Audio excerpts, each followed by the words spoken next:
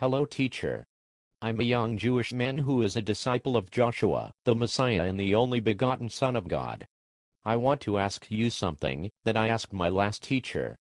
It concerns a woman who has divorced her lawfully married husband by writing him an apostasia and keeping a certified copy for herself. What if her husband is the world's most wicked man ever?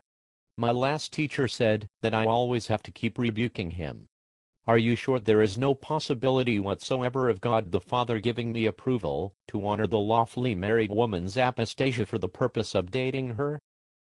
Well, let me think. I can only think of one possibility in Scripture.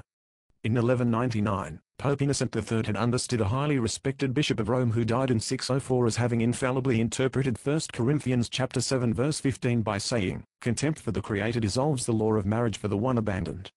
So Pope Innocent III infallibly concluded that, if a woman is baptized, and her husband is not baptized, and his contempt for the Creator is high enough to justify her apostasia, then God the Father would approve of you foregoing the rebuke of her husband to date her instead. How do I know if her husband's contempt for the Creator is high enough? Ask your local Catholic priest. He will tell you if her husband's contempt for the Creator is high enough for her apostasia to be justified, so that God the Father would approve of you dating her. Wait a minute. In 1519, a Dutch scholar named Erasmus noticed that the text of 1 Corinthians chapter 7 verse 15 says nothing about her unbelieving husband being unbaptized. Why does a woman's unbelieving husband have to be unbaptized to justify her apostasia? Well, let me think some more. Erasmus is right about the text. Pope Innocent III is wrong. Her unbelieving husband does not have to be unbaptized. Forget about what the Roman Catholic Church says. If her unbelieving husband abandons her, then her apostasia is justified, so that God the Father would approve of you dating her. Once her unbelieving husband abandons her, how long do I have to wait before her apostasia is justified, so that God the Father would approve of me dating her?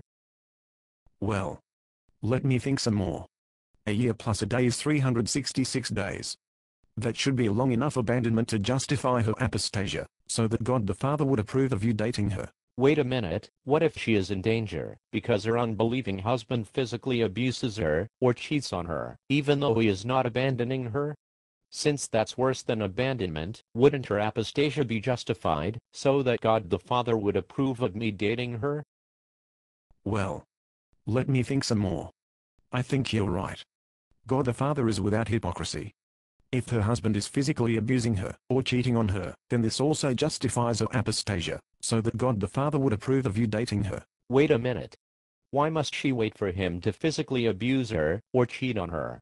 He could kill her, or infect her with an STD by then. Verbally abusing her, or lusting after other women in his heart, are warning signs that he will physically abuse her, or cheat on her later.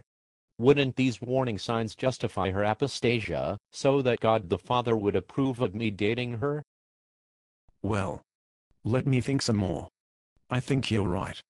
If her husband shows warning signs that he is about to physically abuse her, or cheat on her, then this also justifies her apostasia, so that God the Father would approve of you dating her. I'd like to know more about the Catholic woman who is lawfully married to a baptized unbeliever. In 1199, Pope Innocent III admitted that a baptized unbeliever has greater contempt for the Creator than an unbaptized unbeliever. Only a hypocritical God would justify the woman's apostasia when her husband has a certain amount of contempt for the Creator, but not the woman's apostasia when her husband has greater contempt for the Creator. God the Father is without hypocrisy. Why is the Roman Catholic Church keeping some marriage candidates away from me by allowing this hypocrisy to continue? Actually, Pope Paul VI removed this hypocrisy in the 1960s. Her unbelieving husband no longer has to be unbaptized.